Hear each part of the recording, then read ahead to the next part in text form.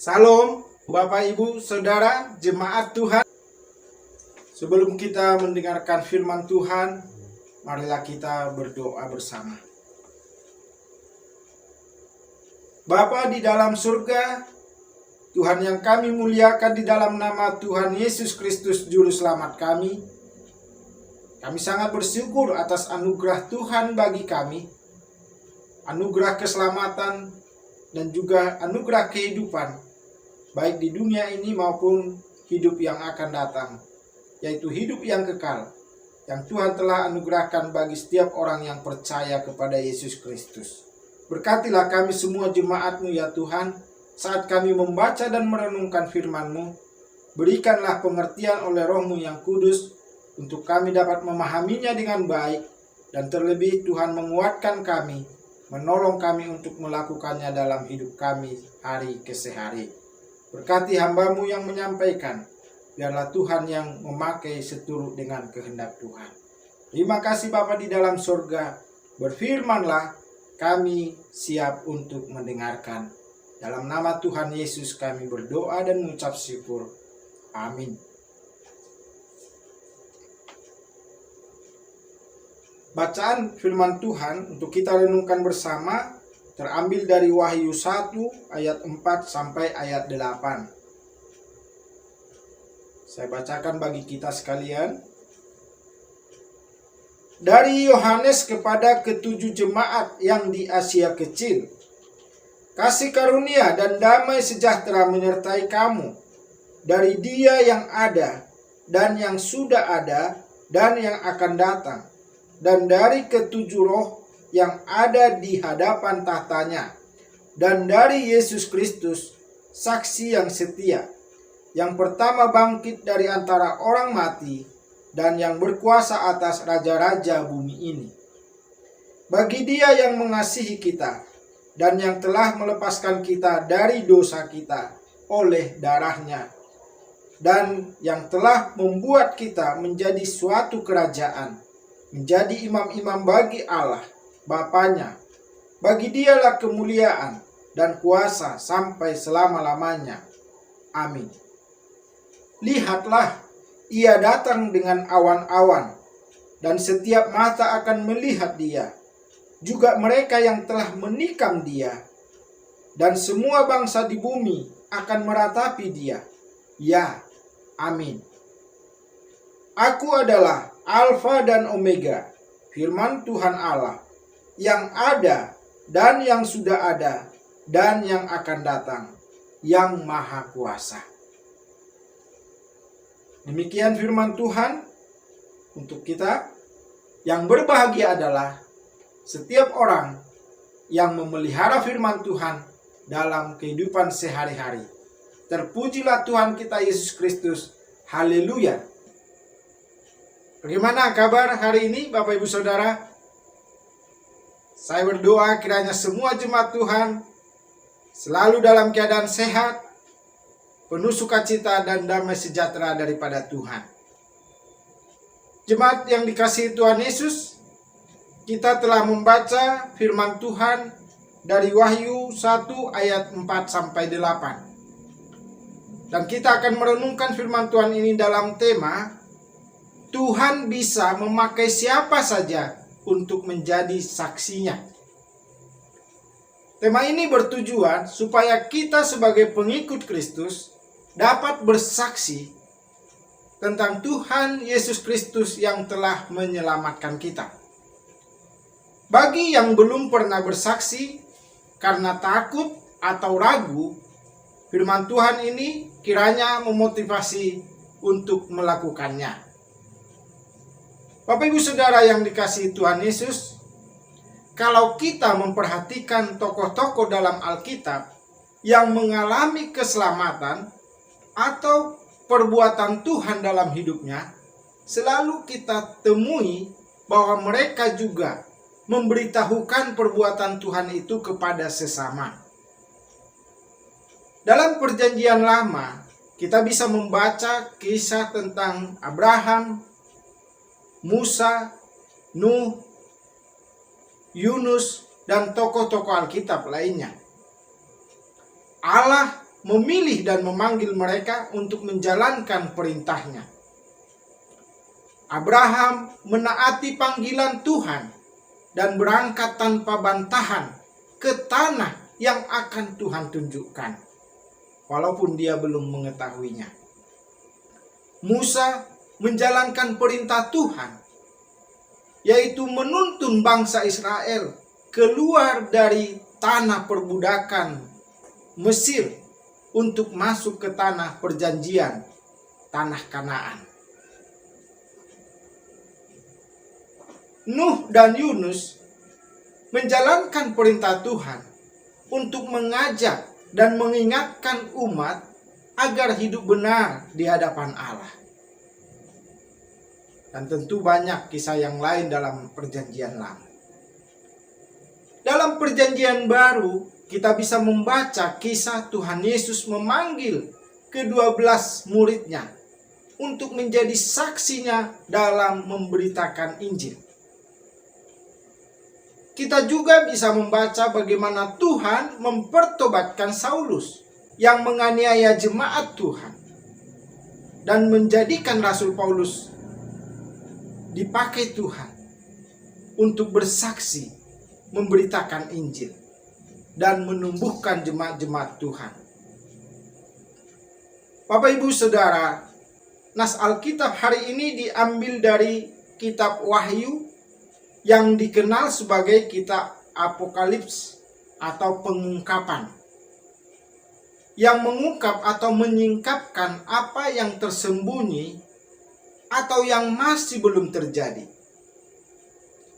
Kitab Wahyu memuat kesaksian Rasul Yohanes tentang penglihatan yang disampaikan Tuhan kepadanya. Dalam kitab Wahyu, Rasul Yohanes mencatat kebenaran-kebenaran yang diungkapkan atau yang disingkapkan kepadanya mengenai Tuhan Yesus Kristus, juga bagaimana peranan Tuhan Yesus Kristus dalam karya keselamatan bagi umat, serta peristiwa-peristiwa yang menuntun pada kedatangannya yang kedua kali. Rasul Yohanes menulis surat ini dengan semangat untuk menguraikan wahyu Allah kepada 7 jemaat di Asia yang memiliki begitu banyak pergumulan sebagai pengikut Kristus. Allah memakai Rasul Yohanes menjadi saksinya untuk menguatkan dan meneguhkan iman mereka agar senantiasa hidup dalam pengharapan kepada Tuhan di tengah pergumulan hidup mereka, di tengah penderitaan yang dialami para pengikut Kristus dari perbuatan orang-orang yang anti Kristus. Hal itu, perbuatan orang-orang anti Kristus tidak boleh menyurutkan iman mereka kepada Allah. Bapak Ibu Saudara, apakah yang disaksikan oleh Rasul Yohanes dalam bacaan hari ini? Dalam Wahyu 1 ayat 4-8, Rasul Yohanes menyaksikan dan memperkenalkan Tuhan Yesus sesuai pernyataan Tuhan Yesus yang berbunyi, "Aku adalah Alfa dan Omega." Tuhan Yesus sebagai Tuhan yang berkuasa dari awal sampai akhir kehidupan di dunia ini, berkuasa di atas segala-galanya. Kuasa dan kedaulatannya tidak akan berkurang, tetapi tetap dari kekal sampai kekal. Kesaksian Yohanes menyatakan bahwa Yesus Kristus adalah yang ada, yang sudah ada, dan yang akan datang.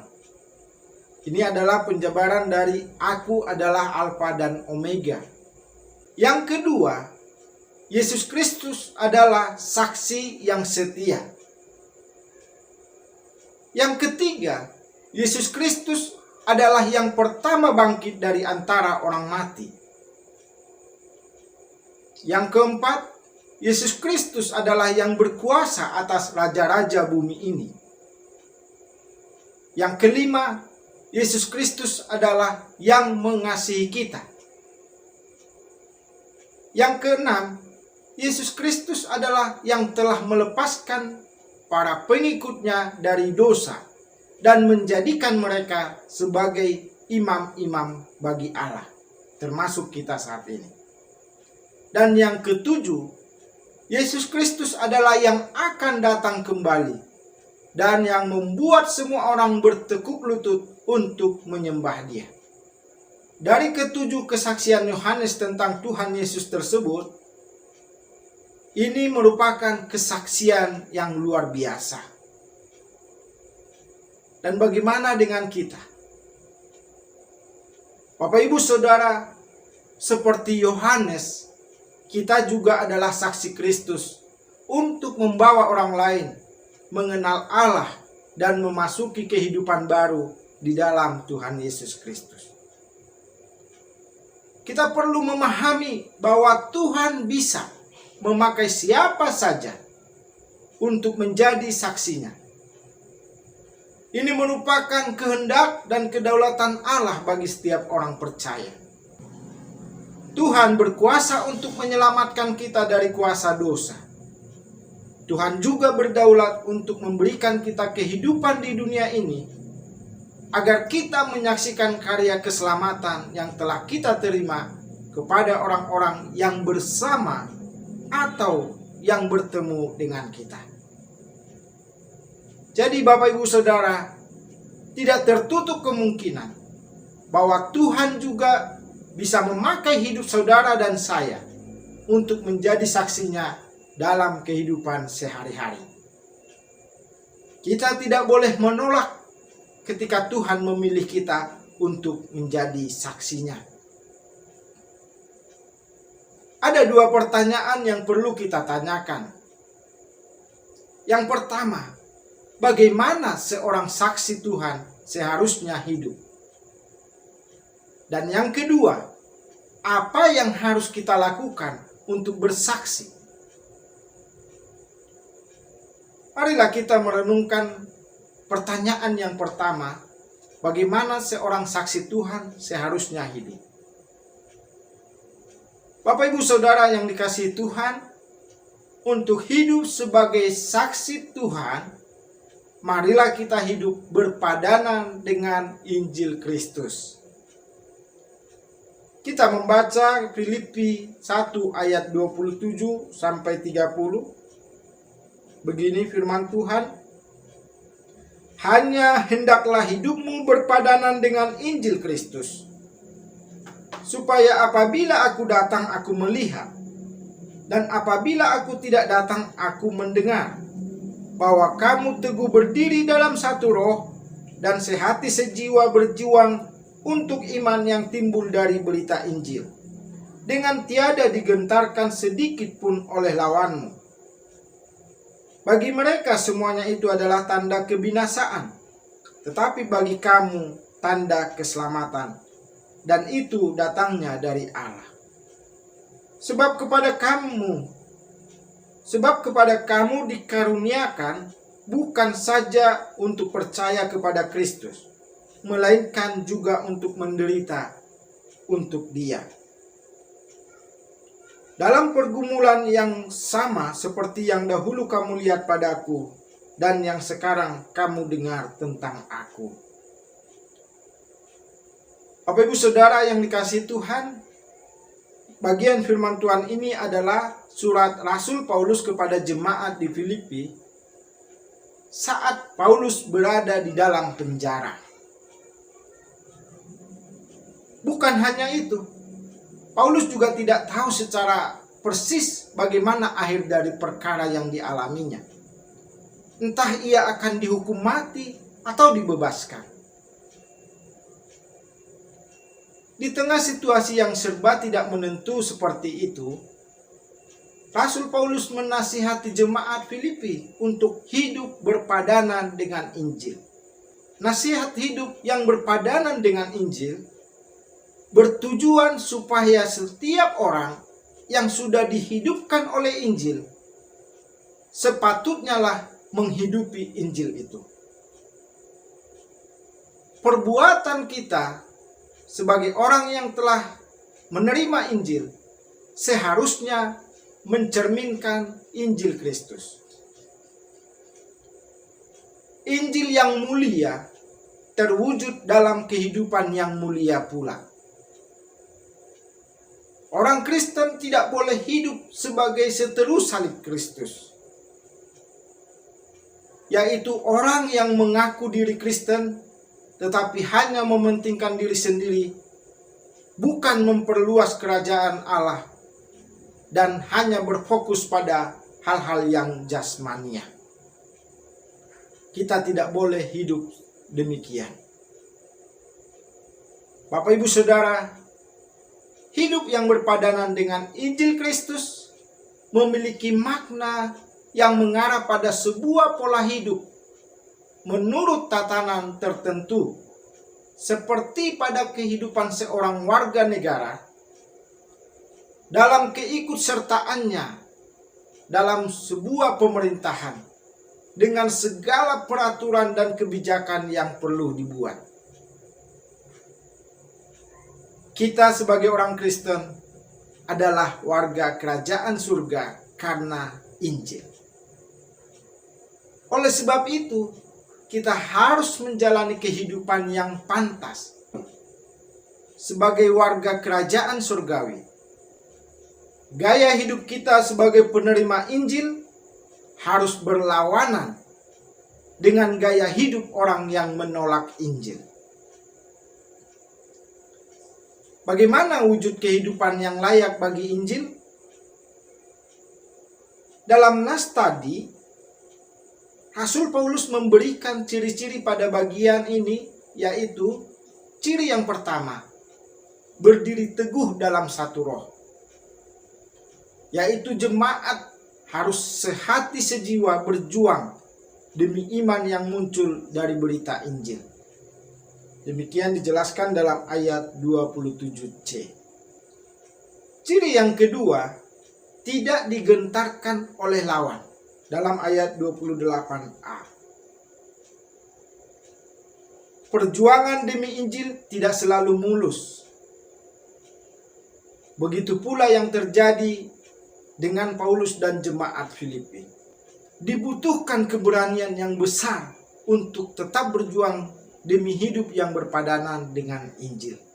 Rasul Paulus tidak memberikan nasihat untuk mengancam, melawan, atau membalas perbuatan orang-orang yang menekan orang Kristen.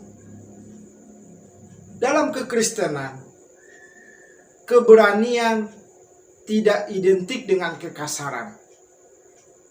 Kesetiaan tidak berkaitan dengan kekerasan. Dan loyalitas kepada Kristus tidak berujung pada kriminalitas.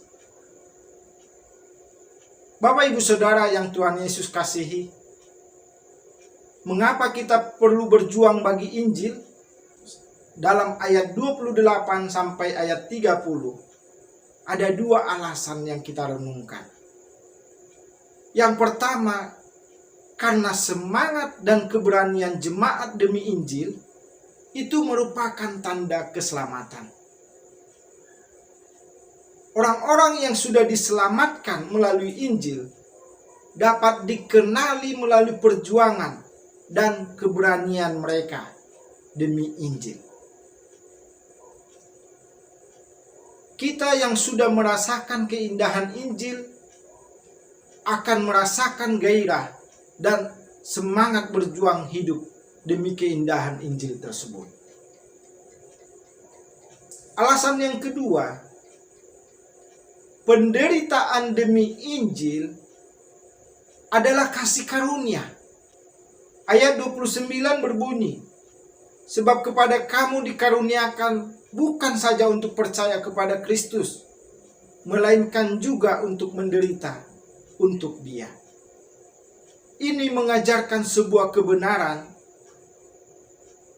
iman dan penderitaan dapat disebut sebagai kasih karunia Allah. Bapak Ibu Saudara, selanjutnya marilah kita merenungkan pertanyaan yang kedua tadi. Apa yang seorang saksi Tuhan harus lakukan? Jika pertanyaan pertama kita merenungkan tentang sikap hidup sebagai saksi Tuhan, pertanyaan kedua ini mengarahkan kita untuk menyampaikan dan menyatakan kesaksian kita melalui perkataan. Pernahkah kita mendengar istilah elevator pitch? Istilah ini terinspirasi dari percakapan singkat yang mungkin terjadi saat kita berada dalam sebuah lift dengan kolega atau teman atau orang asing. Istilah tersebut mengacu kepada cara kita menjelaskan sebuah ide atau gagasan atau keyakinan kepada mereka, agar mereka bisa paham dalam waktu yang sangat singkat, karena sudah tiba di lantai yang akan dituju. Bapak Ibu Saudara, marilah kita membayangkan sejenak.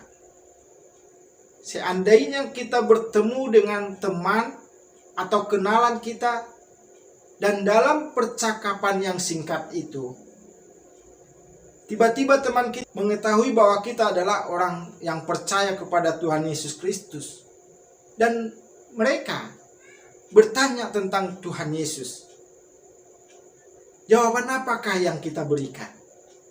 Salah satu cara sederhana yang paling mudah dalam mengajarkan dan mengabarkan Injil kepada sesama kita adalah dengan menceritakan bagaimana kita berjumpa dengan Yesus Kristus dan bagaimana perjumpaan itu mengubah hidup kita. Bapak Ibu Saudara, tentu masing-masing dari kita memiliki kisah dan cerita yang berbeda-beda terkait perjumpaan dengan Yesus Kristus secara pribadi. Meskipun demikian, ada satu kesamaan yang perlu kita yakini, yaitu bahwa kita sama-sama merasakan campur tangan Tuhan dalam perjumpaan dengan Tuhan. Hidup kita berubah menjadi baru saat berjumpa dengan Tuhan Yesus Kristus. Saudara yang terkasih di dalam Tuhan, kita bisa mulai belajar memberitakan Injil dengan berbagi cerita dan kisah kita bersama dengan Kristus kepada orang-orang di sekitar kita. Kita bisa melakukannya secara lisan maupun secara tulisan. Melalui sosial media, kita bisa melakukannya supaya semakin banyak orang yang dikuatkan dan memiliki kesempatan untuk mengenal kasih serta anugerah keselamatan dari Tuhan Yesus Kristus melalui kesaksian kita. Dan yang sangat penting, jangan lupa untuk kita selalu berdoa serta memohon tuntunan Roh Kudus agar kita dimampukan bersaksi pada setiap kesempatan yang ada. Percayalah Bapak Ibu Saudara yang terkasih, Tuhan akan memampukan kita menjadi saksinya yang setia di dalam dunia ini, sebagaimana Rasul Yohanes dan Rasul Paulus. Jemaat Tuhan, demikianlah firman Tuhan bagi kita dalam ibadah hari ini. Roh Kudus memeteraikannya dalam hati kita dan menolong kita untuk melakukan firman Tuhan dalam kehidupan kita. Tetap sehat dan semangat. Tuhan Yesus memberkati kita semua. Amin. Mari kita berdoa. Bapa di dalam sorga, kami sangat bersyukur dapat merenungkan firman Tuhan yang menegaskan bahwa Tuhan bisa memakai siapa saja untuk menjadi saksi Tuhan di dunia ini. Oleh karena itu Tuhan, dalam meresponi firman Tuhan, kami jemaat-Mu menyerahkan hidup kami untuk menjadi hamba Tuhan yang setia, yang menjadi pembawa kebenaran kemanapun kami pergi, kemanapun kami melangkah. Berkati setiap jemaat-Mu ya Tuhan, agar kami hidup seturut dengan firman-Mu, dan kami dapat menjadi saksi Tuhan yang baik, dan orang lain melihat Kristus hidup di dalam kehidupan kami. Terima kasih Bapa di dalam surga atas kebenaran firman Tuhan yang telah kami renungkan. Meteraikanlah di dalam hati kami sekalian. Dalam nama Tuhan Yesus kami bersyukur untuk firman Tuhan. Amin.